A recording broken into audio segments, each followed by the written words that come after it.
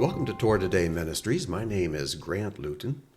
And I'm Robin, and this is Bread Crumbs. Crumbs. We didn't plan that way, but I like that. It was good.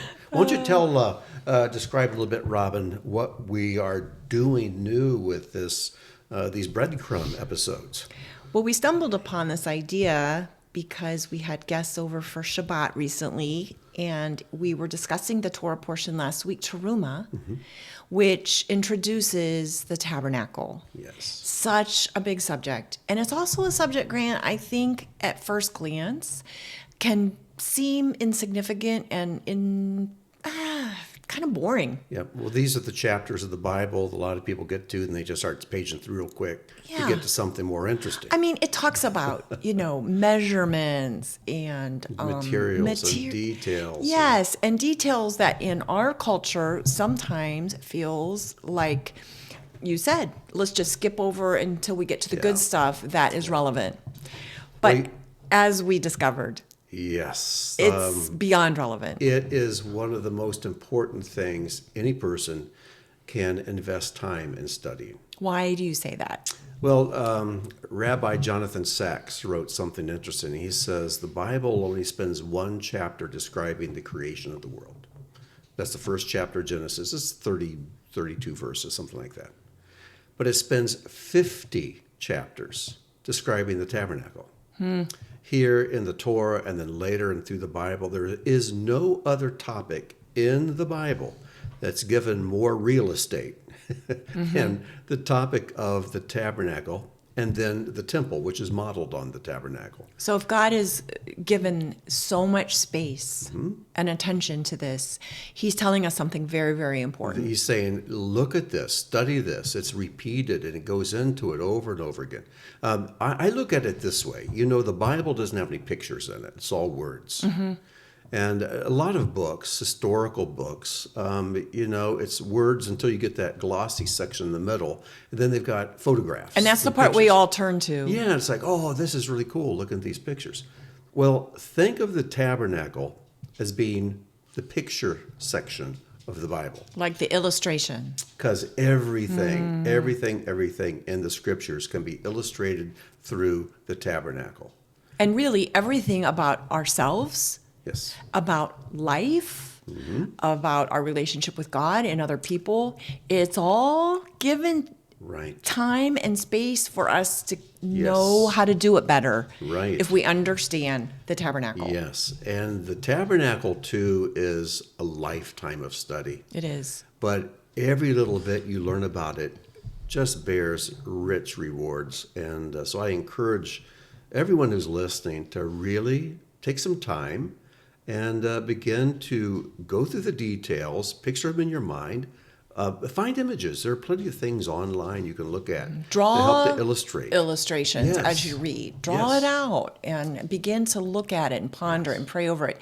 And as we were discussing with friends the other day, when we come to a portion of God's word, particularly in these Torah pages that seem elusive or hard to understand, it's not because it doesn't make sense. It's because we don't understand it yet. That's right. That's exactly right. So important to realize.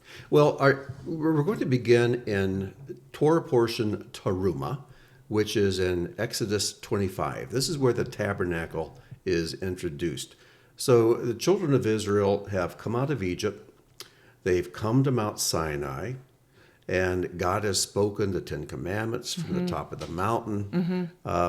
They've had this covenant meal with God, the 70 elders and Aaron and Moses, Nadab and Avihu have gone up and had this covenant meal. And then God says, okay, Moses, come on up into the mountain. And Moses spends 40 days and 40 nights with God on the mountain.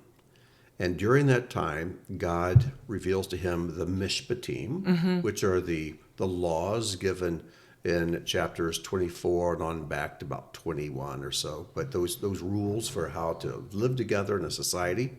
In chapter 25, God begins to download the blueprint for the tabernacle. Can I just insert some parentheses here? Well, I was going to ask you, why is the tabernacle important? for us to study. Well, I'm just going to share with our listeners a thought that I learned years ago that has just transformed the way I enter into this portion. We got to go back to Egypt. I'm sorry, Eden, going back to No, Egypt. but I We don't want to go back to leave Egypt. Egypt and move No. forward.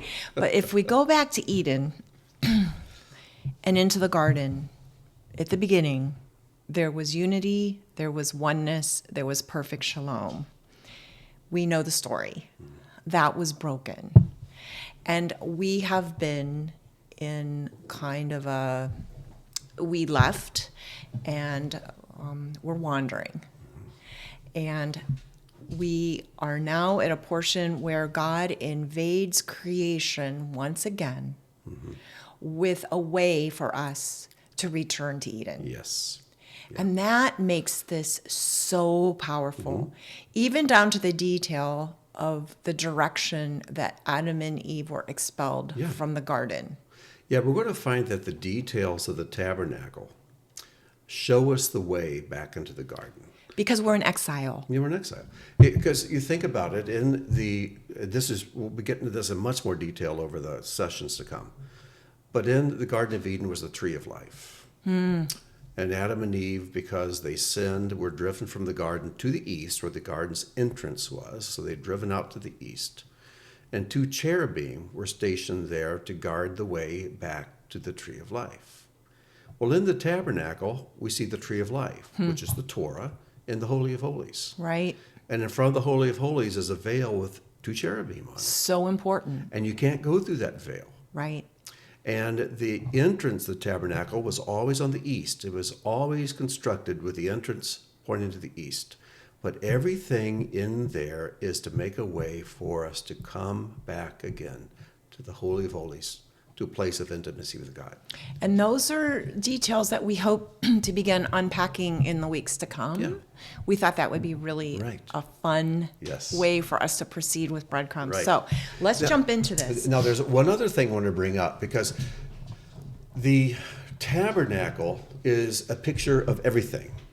And, everything. You know, there's that passage in Psalm 62:11, one thing God has spoken, 2 things have I heard. And as we study the tabernacle, here are 2 things that you should always keep in mind. First of all, the tabernacle is a picture of Yeshua. In John 1, and it's in verse 14, it says that Yeshua tabernacled with us.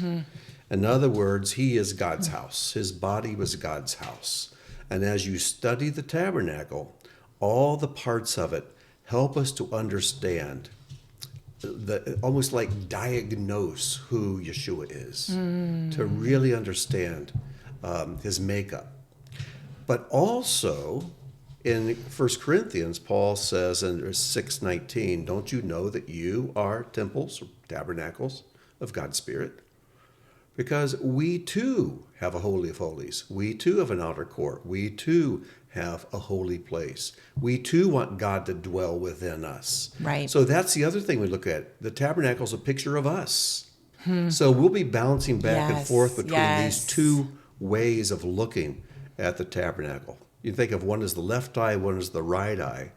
And when we look at the tabernacle with both eyes, we see depth. That's been so helpful to me through the years, and I expect it's going to be even more helpful as we unpack it in the weeks to come.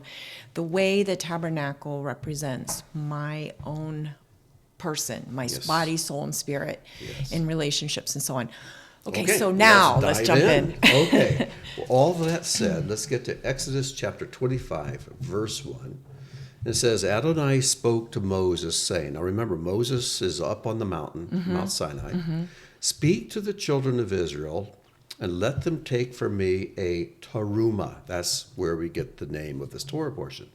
Teruma means a portion. It comes from the Hebrew word room, which means to elevate. When you lift something up, that's room. And a teruma is something that's lifted up. Okay. So we can pause there for a second. Right. God is going to list the materials the people have to bring. So the question is, where did all these materials come from? Where did the children of Israel get all this stuff? The lumber, the metal, the precious jewels. the gold, the silver, the fabrics. Well, here we really do go back to Egypt. We do go back. It all came out of Egypt. Right.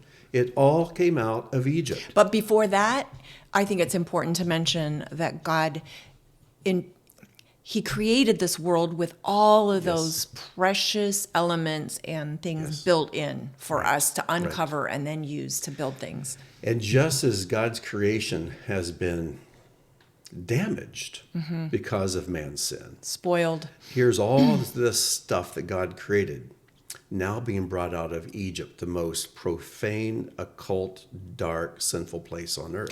And their original intent for packing it and bringing it might not have been for teruma. No, they were just bringing out They everything just didn't want to get. leave the good stuff behind. That's right. So they're bringing all this stuff. And some people might have the idea, well, that came out of Egypt. I can't use that. Everything that makes up the house of God, this tabernacle, came out of Egypt. Including them. Including them. That's so important. Oh, it is. God's in the redemption business. Yeah. He takes things that were once part of the kingdom of darkness. He brings them into the light, and he indwells them. That's amazing. Pretty encouraging. Yes. So it says, and let them take from me a teruma, a portion. From every man whose heart motivates him, he shall take my teruma. That's important. In other words, yes. God says, I'm not going to take this stuff from you, but I'll receive it if you offer it to me. There's an important principle there. You know what comes to my mind immediately is there's an old saying, there is no coercion In spirituality. in spirituality. Right. Yeah. You know, we want God to indwell our lives, but he says, I'll indwell your life, but you have to give it to me first. And he leaves it up to us to Yeah. respond to the invitation for that. Right. Cooperation. It has to be voluntary. You think of Yeshua, where was he born? In the place that was available. He didn't come in and say, hey, you guys clear out of here because, the king's going to be born here. He just occupied the space that was volunteered and given to him. He stands at the door and knocks. He doesn't knock it down and burst into our lives, say, I'm here. He knocks at the door, and if we open the door, he'll come in. But if not, he stays out. And that isn't a one-time thing. All the time he's knocking. And Yes. we have to open different doors of our life, but we're That's going right. down another trail. We are. Verse 3, this is the teruma. This is the portion that you shall take from them. Now, try to count these as we go. Gold, silver, and copper, and turquoise, that's techelet, purple and scarlet wool, linen and goat hair, red-dyed ram skins, tachash skins, acacia wood, oil for illumination, spices for the anointment oil, and the aromatic incense, shoham stones, and stones for the settings for the ephod and the breastplate. Now, if you count up carefully how many different materials are being accepted, you'll count that there are 15. This is a very important number because God's name, Yud-He, Yah, has numerical value of 15.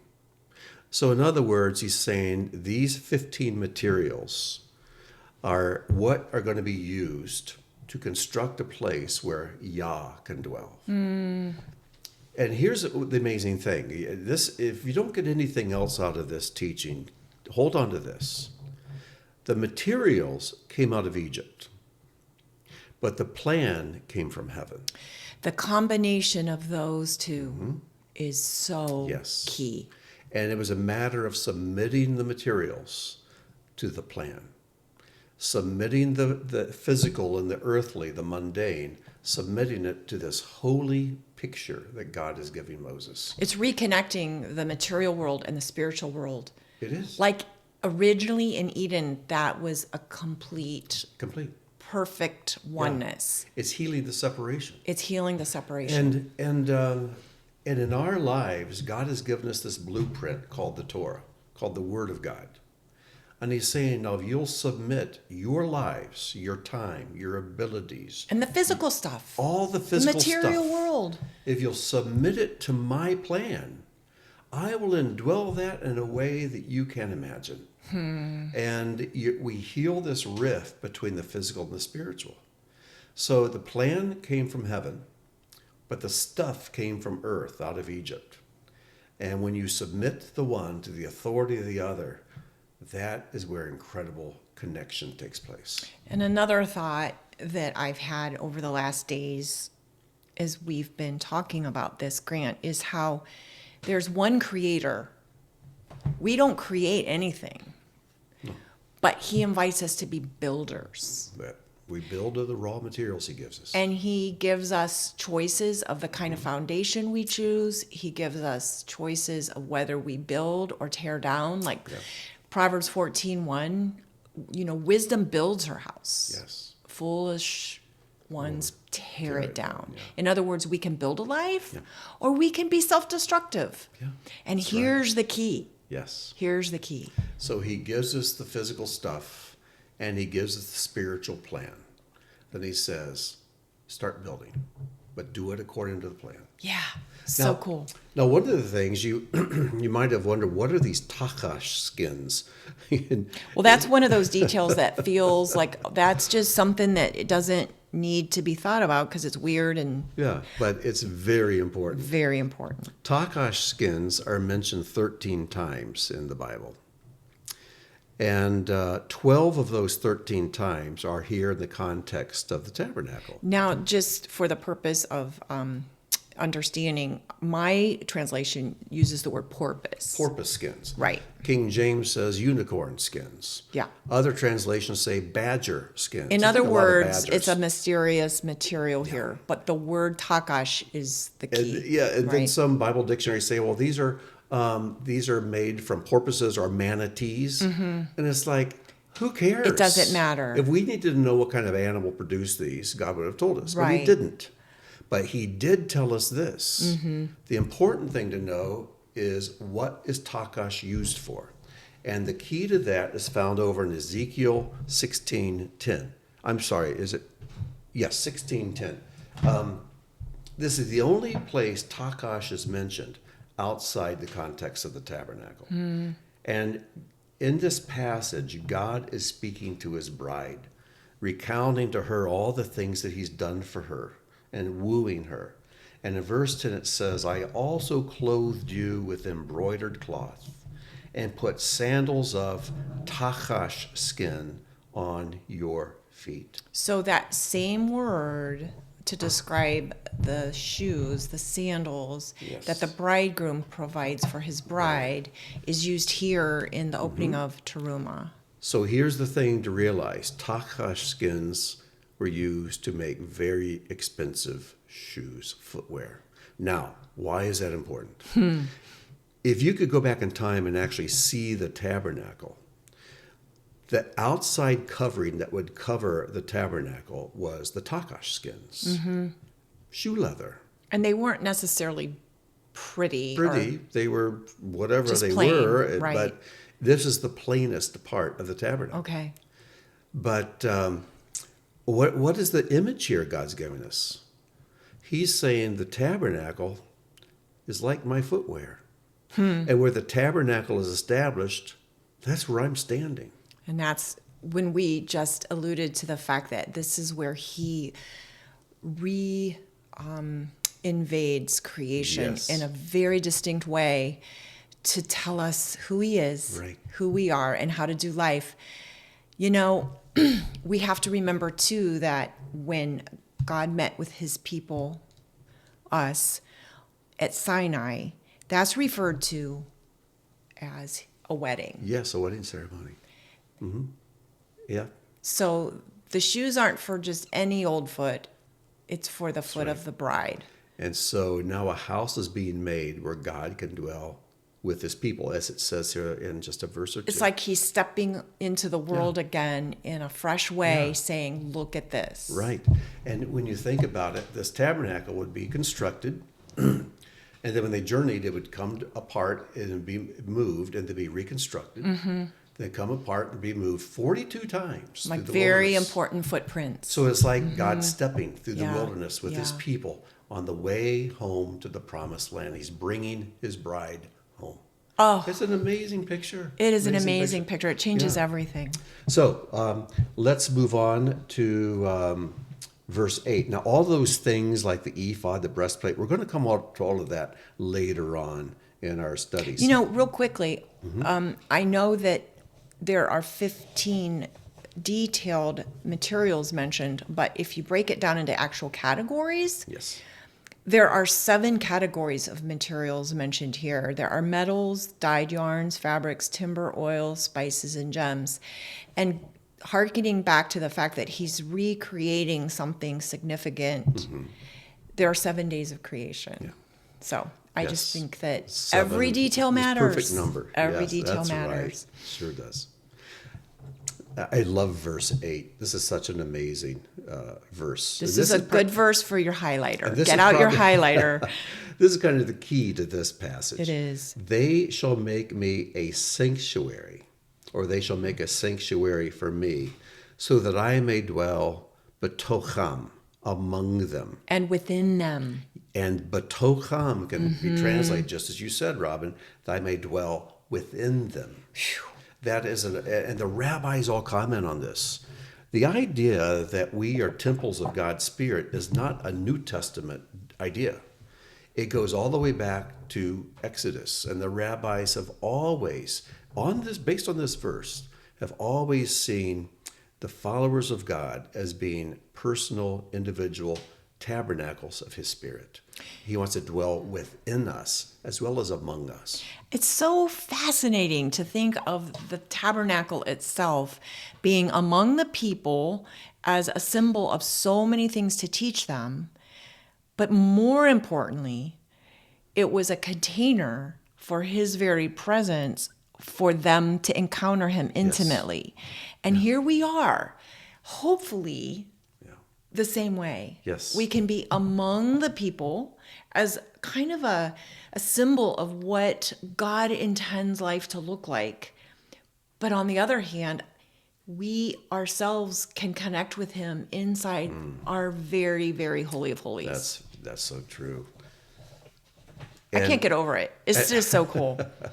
And when you think about how the Word became flesh and dwelt among us, because He tabernacled with us. So again, we see Yeshua as the tabernacle, God's presence among us, but we also are to be tabernacles like Yeshua, so God can dwell within us. You know, it's so interesting. A thought just occurred to me. When you think about all this, Grant, there's this beautiful balance. It's not chaotic.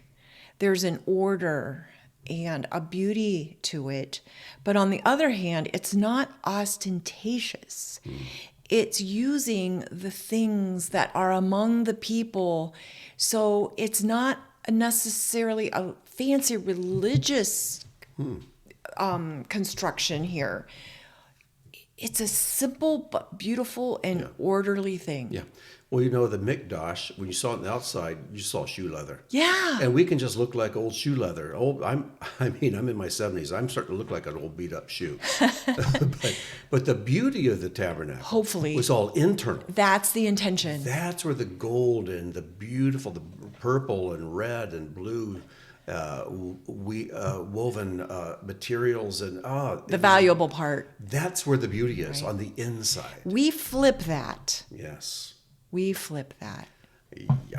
That's You know, for sure. we're watching this really cool series on David. Yes. And Called The House of David. it's really well done, just a side note. But when Samuel came to anoint him as king, it just didn't make sense to anybody. Here's this kid out in the field playing his harp for the sheep. And Samuel says, you know, God may look on the outside. Man looks on the outside. Yeah, I'm sorry. Man looks on the outside God and draws looks on the conclusions, heart. but God understands what the essence of something is. Because the real beauty of Messiah was internal. The real beauty for the believer is internal. And it's always misunderstood. Always misunderstood. David was misunderstood. Yeshua, greatly misunderstood. Oh my. The tabernacle didn't make sense at a glance. Yeah. And we should just expect to be misunderstood sometimes. Oh yeah. That should be par for the course. Okay. Well, there are a Enough couple- of that sideline. A couple words here that are worth pointing out. It says, they shall make me a sanctuary. In Hebrew, that's the word mikdash. The word kadosh means holy. In Isaiah, where it says, kadosh, kadosh, kadosh, Adonai Zevaot. Holy, holy, holy is the Lord of hosts. So kadosh means holy. Mikdash means a holy place. And he says, they'll make a sanctuary for me so that I may dwell. And that word dwell is the word shakan. Shakan. That's where we get the word Shekinah or Shekinah. Yeah. That's the dwelling presence. And another name for the tabernacle that we'll encounter later is Mishkan, the Okay. dwelling place. Makes sense. So in other words, God wants to Shekan in the Mishkan. And that's where we'll see his Shekinah glory. So all these words are related in that way. So verse 8 again, they shall make me a mikdash so that I may shekan among them or within them. And then verse 9, like everything that I show you. So do it the way I show you, the form of the tabernacle and the form of all its vessels. And so you shall do. Now that word for form, your translation may say pattern, which I think is better. This is an incredible word in Hebrew. The word in Hebrew, it's the first time it's found in the Bible, is the word tavnit. Tavnit. It's 5 letters in Hebrew, and the first and last letters are the same. That is the letter tav. Tav is the last letter of the alphabet, and tav means cross. Right. So tavnit begins with tav, which is a cross. It ends with tav, which is a cross. But those 3 letters in the middle spell the word beni, which means my son. That's amazing. Now think for a moment. That's just amazing. When God's son was crucified, there was a cross on his right and a cross on his left. And in the middle was beni, my son. Yes. Now that word tavnit is the word that means pattern. So the Mishkan reveals the pattern of God's crucified son, of a son who's yielded himself to the will of the Father. Just as we were to take the materials out of Egypt and submit them to God's pattern, Yeshua lived his entire life according to God's pattern. And the only way to do that is for us to be crucified with him. And then we can play out and we can portray the tavnit of God on this earth. But we have to submit ourselves to him. We have to give ourselves up to him.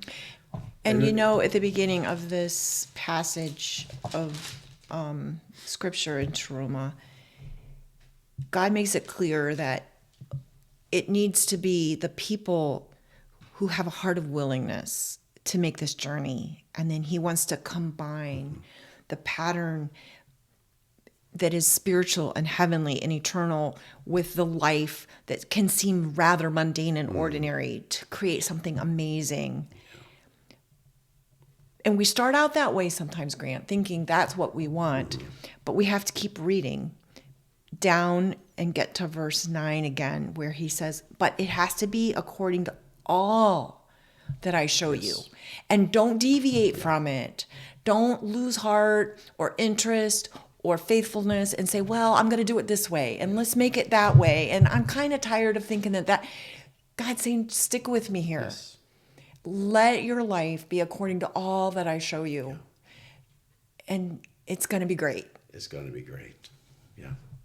So those are the first 9 verses that give us an introduction, and that's what this Bread Crumbs episode's about. Just kind of introduce you to the tabernacle, whet your appetite. And we scratched the surface. Well, we haven't even done that hardly, but hopefully we left a little bit of a scratch in the surface. Yes. But I speak for Rob, and I'm sure as well, when I say, really take some time and just take one item of furniture, one item that's discussed at a time, study it thoroughly, get some good translations, take notes, make some sketches, and start putting together a little notebook about your journey through the tabernacle. And I promise you that if you really study this, God is going to speak to your heart about things in your own life that you can bring more into order so that God can more fully indwell you.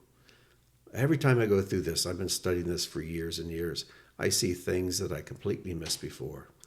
And it's just, it never gets old.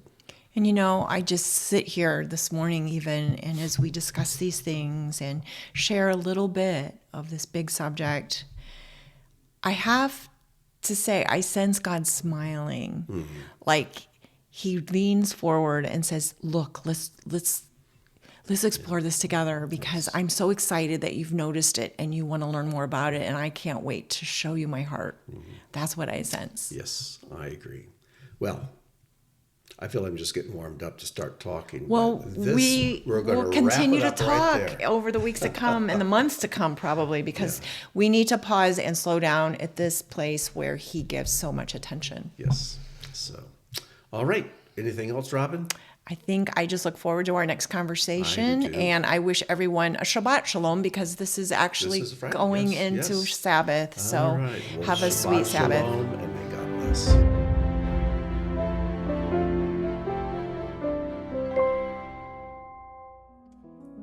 Thank you for joining us for today's teaching. If the work of Torah Today Ministries has touched your life, please consider making a donation or sponsoring an upcoming video.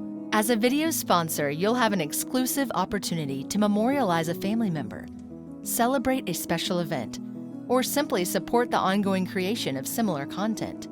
Your tax-deductible contribution helps ensure that our teachings continue to reach all who are longing for truth. Click the link or visit our website to learn more.